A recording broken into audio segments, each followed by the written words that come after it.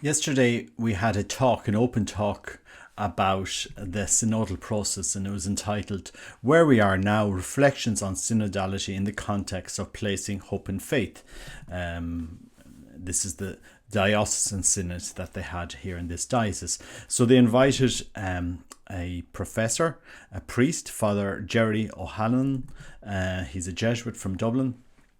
And I recorded all of his talk, but there was one question from a lady, and I just thought the question was interesting, so I just want to discuss this specific question. I'm going to go into the whole talk later on, but have a listen to this question and his response, and I think people will find this interesting.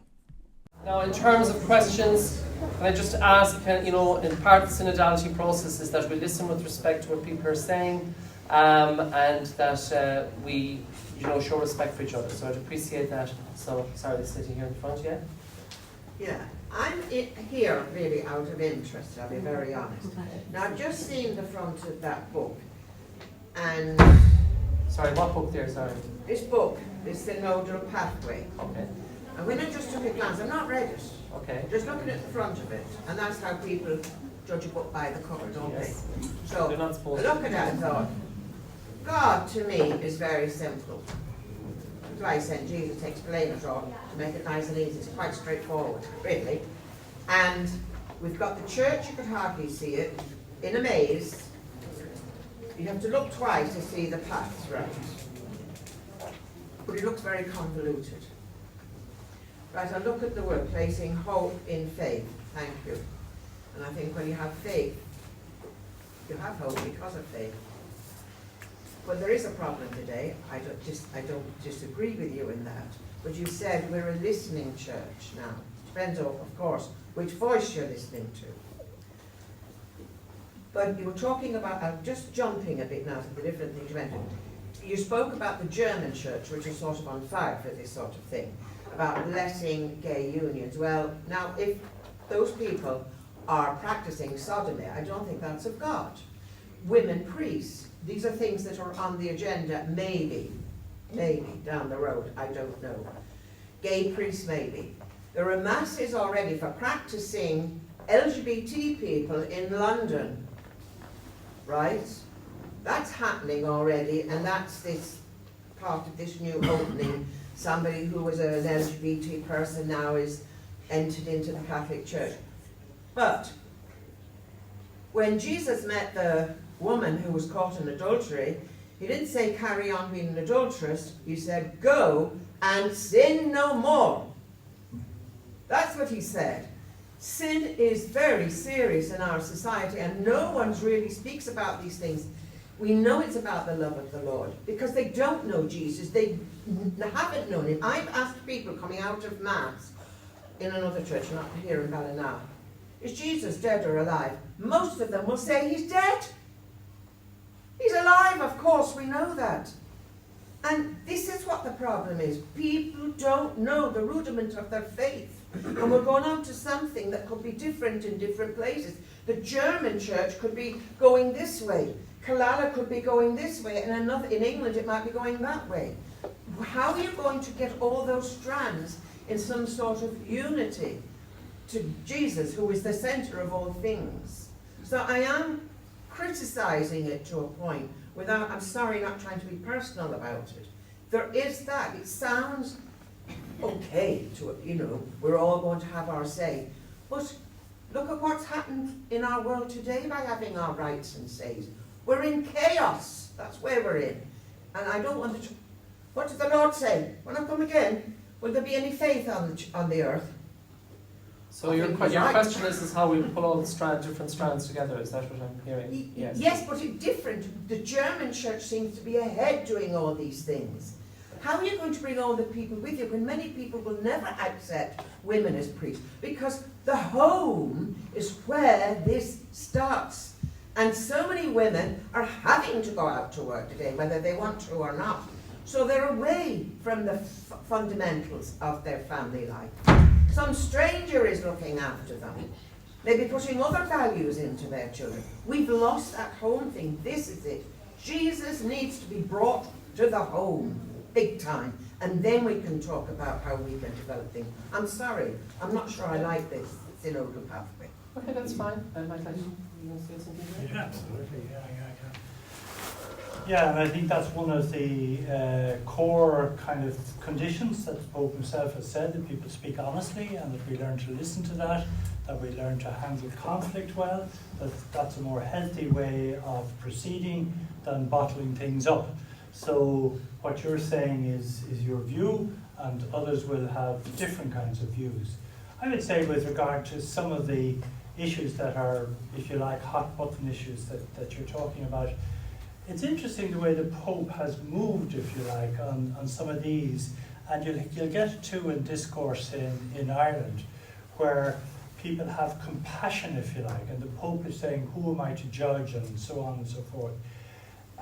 What I was trying to argue was, and that's different from your position, I recognise that, and that's, again, we have to learn to live with that and try and resolve things as we go along. What I was trying to say was that it's much better that we're compassionate towards others than simply dismissive.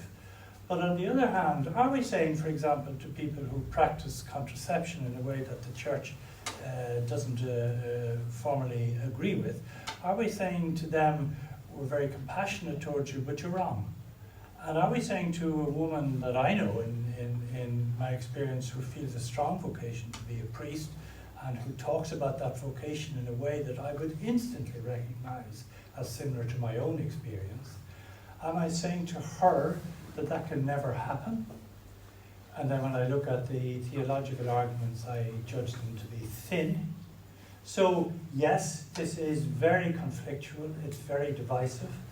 I don't think it's without hope, and the very German bishops that you talk about were the key people in the Synod on the Family who brought together a decision around the admission of divorced and remarried to communion after careful discernment. So you had Cardinal Muller on one side, you had Cardinal Schönborn on another, you had Casper and various people, and they're all very theologically educated, and they were bitterly opposed to one another. As strongly opposed as maybe you and I might be, or others might be on other issues. And yet by being together, by listening over that period of time, they came to a sufficient consensus to allow the Pope to move on that particular issue. So I'm just saying, it's not something that's easy, but it's something that up to now we've allowed, if you like, to remain silent. And it seems to me it's a much more healthy thing to have this kind of discussion, to have it in a way that's facilitated and shared and so on, so that there isn't a dominance or a monopoly of any particular voices. And I think that's the way the Holy Spirit worked. And you can bet your bottom dollar that in that early church there were people who passionately believed that everybody who was to become a follower of Jesus Christ, every male had to be circumcised. And we know what happened to that debate as time went on. So I think there really is room for that kind of careful listening to the Holy Spirit, and by all means, not just going with every fad that's out there, being well able to critique the things in the culture that we properly critique, but at the same time to learn, as Vatican II did, that we're also learning from the culture. That shift I talked about in marriage, for example, would not have happened just within the church. It happened because people in different cultures, say the Second World War, the First World War, women, and so on, that had shifted in such a way that it became quite clear that women were equal to men. However, one then parceled out the division of labour within a particular partnership or within a particular society. So it seems to me Newman was the very one who said that, I always forget the quote, to live is to change. And to do that in a way that is respectful of one another is what we're being asked to do on the synodal pathway. So that's just one response that we heard from this Jesuit. Yes, it seems very interesting. You know, we have to listen to the Holy Spirit, and the German bishops, they fought between each other. And look, now if you're divorced and remarried, after you've discerned, you can go to communion. I don't know. I haven't seen that kind of teaching from Amoris Laetitia, that teaching that the Pope is trying to push. I haven't seen it updated in the latest catechism. So it would be interesting to see officially the Church's teaching changed in that area. I know marriage is a very complex area, and you can have lots of theological arguments. For example, if you meet a couple and the first marriage, this person hasn't been taught the faith, they didn't know what they were getting themselves into, they didn't know what the sacrament of marriage, you could have all of this debate, and then you're trying to bring them into the church. It's a complex area, and I don't really want to be judgmental in the discussion that's gone on in the church. I'll leave that to theologians. It's a pity that the Pope didn't respond to the dubia. I think that would have been a very good step. Instead of, we seem to have the church's teaching changed but not changed. It seems to be a very weird situation. Never seen this before in the church. You know, I do hope that we're able to reach out and catechize people that are in relationships that divorced and remarried, that have children and so forth, that we are able to reach out. I just find it very, very interesting how the church is doing this by saying we've changed, but then being afraid to actually present the change into the catechism. In another day for another talk, the Jesuit, he went on a lot about, he actually spoke twice about the first the Council of Jerusalem, when they were discussing the need for men to be circumcised. If they wanted to come into the church, do they need to be Jew before? And he says, and he's using this as the template for all of the other changes that we need in the church.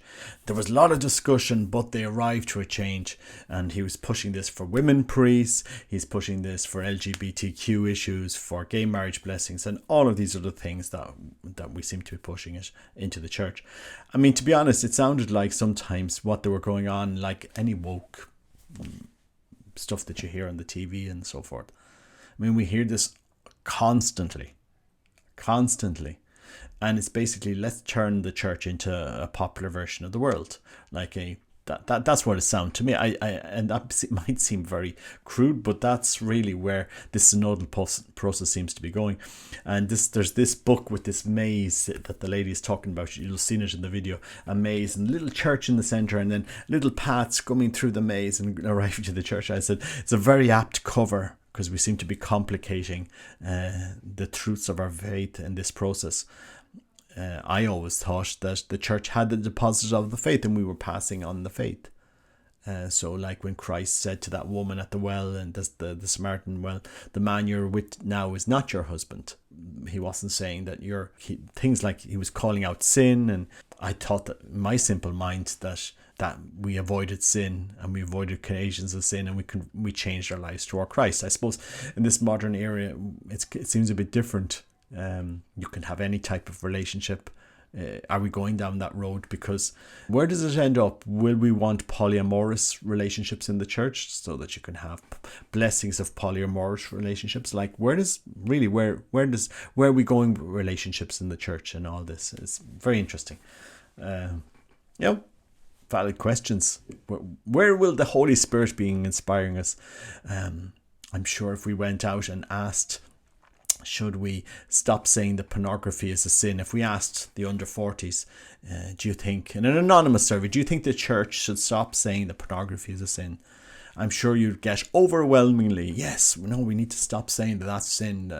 It's fine these days. It's the normal thing to do. Everybody does it. The church needs us. That's what you would get. Let's not kid ourselves. If we want to, are we just turning the church now and the change in the church that we seek up into democracy? We'll make sure that we have the people we want in the synod, because he spoke about expanding the synod to including non-clerics in there. We expand it to the people we want in there, and we'll get the result we want. It's a bit like the Citizens' Assembly in Ireland. We had a Citizens' Assembly before we had an abortion referendum. So the government selects the citizens, the 100 people that they want to discuss, killing babies in the womb. So we're going to discuss killing babies in the womb. We're going to have a citizens' assembly. Yeah, and then when the citizens' assembly that was gerrymandered to get the result that they wanted approved the proposal to have a referendum to allow the state to murder babies in the womb, when they had that, then we had a referendum where the media was controlling completely the narrative, and where the overwhelmingly number of 66% of people voted to kill babies in the womb. Then we had 6,666 babies killed the next year. And I call them babies because that's what a pregnant woman calls her child in the womb, a baby. I'm expecting a baby, that's what you say. Yeah, we don't use the terminology. It's a clump of cells, it's a parasite, it's an unwanted thing, and we get rid of it. But anyway, really, where are we heading? Because the church is trying to navigate all of this, but it's just trying to be the woke popular movement in the church. This is simply where we're moving. We're not carrying on a deposit of the faith, are we, in these discussions? I don't know. I don't know. I'll let the theologians and the people that are more educated than me step in here and I have to ask the questions. I'm just asking. I was educated one way, and now I seem to be told, "Oh no, Robert, you were wrong. That's not right. There isn't objective sin. You can discern to do things differently now."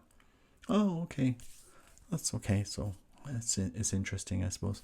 Never didn't know that it was so subjective, our views now. So anyway, seems to be totally different to what I was taught in Rome. But who am I to judge? Who am I to judge? Who knows? Could be, the Pope could be leading us in a different direction. It's all subjective now, and sin can be different for everybody. We'll have, it could be that way. But sure, we'll have to wait and see. It's hard to know when you can't get a response from the Pope on the dubia. You wouldn't know exactly where we're going on this. But let's see. God bless. Take care. Bye bye.